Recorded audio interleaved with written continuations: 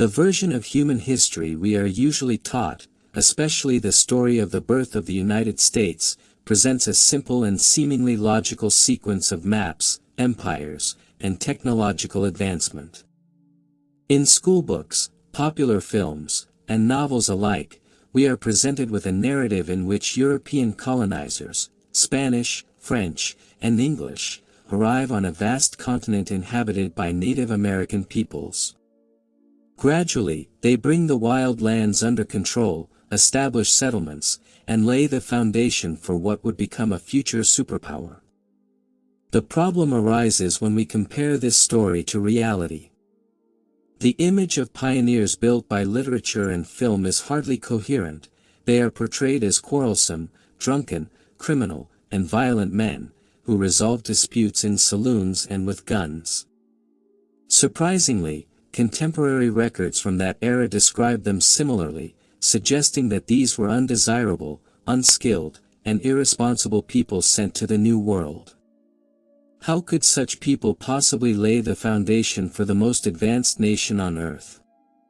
How did they progress from primitive huts to erecting colossal buildings that required advanced mathematics, engineering, and architectural mastery? This question cannot be explained simply. The paradox deepens when examining the architecture of early America: majestic columns, classical facades, and perfect proportions. These structures required centuries of refinement and skill to achieve. Yet the very people described as lazy and unskilled are credited with these masterpieces. This is not unique to America. Similar classical architecture appears in Cuba and other parts of the world, as if these structures were remnants of a larger, highly organized civilization. Textbooks offer another layer of surprise. America supposedly made an unprecedented leap into factories, railroads, machinery, and massive buildings almost overnight. New York allegedly saw towering 20 to 30-story buildings, while Chicago transformed from a small Native American village into a metropolis of 2 million people in less than a century. But behind these accounts lies the critical question: what was the real reason for such rapid progress? Even more astonishing is the emergence of skyscrapers.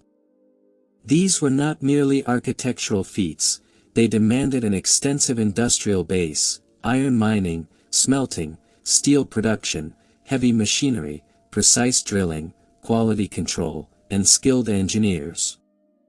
In Europe, where metallurgy had centuries of development, skyscrapers did not appear first. Rather, they arose in America, a relatively new industrial player. It is akin to a student who has just learned the alphabet suddenly writing a literary masterpiece that surpasses the world's best authors. Then comes the strange mystery of language. French, German, Spanish, Irish, and Russian peoples fought together against the English for independence. Yet astonishingly, after victory, they adopted the language of their former oppressor as their national tongue. History offers few comparisons, as independence movements typically revolve around preserving one's language and culture. How did these multilingual troops communicate on the battlefield? Which language were commands given in? Such coordination is only possible if a common language was already established. In other words, it seems highly unlikely that a new language suddenly emerged among diverse populations. Rather, a linguistic framework from a pre-existing civilization may have been in place. The strangeness intensifies when examining the American Civil War from a different perspective. Officially, it was a war to abolish slavery.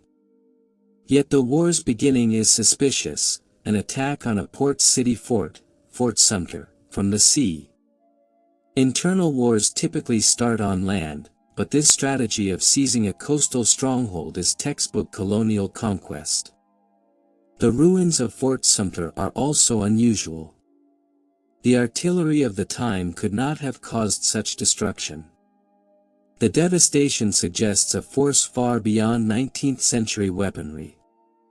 Later, the destruction of Richmond and Charleston was even more catastrophic.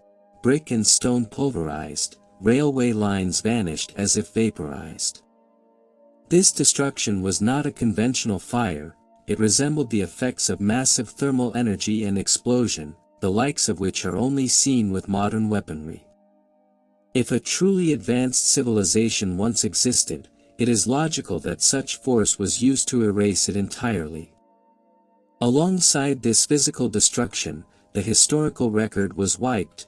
Victors always write history. Yet not all traces can be erased. Fragments remain in old books, damaged maps, and overlooked accounts. Jules Verne described cities in his novels where streets and tracks existed, but no houses. It was as if a disaster had wiped everything away, leaving only the city skeleton. Russian history books also note that the French settled near Quebec, implying the city already existed. Expeditions aimed at Chicago, even when permanent native settlements were only just beginning, suggest these places were already established. Together, these details paint a different picture than official history, a picture of a pre-existing advanced state with cities, architecture, and technology already in place. Later, a powerful force arrived, destroyed this civilization, reduced its cities to rubble, and built a new nation on top, the United States as we know it today. History was rewritten. New narratives were created, daring pioneers, the Wild West, anti-slavery wars, rapid technological progress. Yet modern cities, railroads, and industrial infrastructure were built upon the ruins of an older civilization. The ancient architecture, the streets where horse-drawn carriages traveled, and the so-called new cities were actually the legacy of this forgotten civilization. The truth cannot be entirely hidden. Old maps, photographs of 19th-century ruins, and Library of Congress archives hold clues to this lost world. A closer examination could reveal an entirely different layer of history, a civilization destroyed and replaced, yet whose remnants quietly shaped the modern world.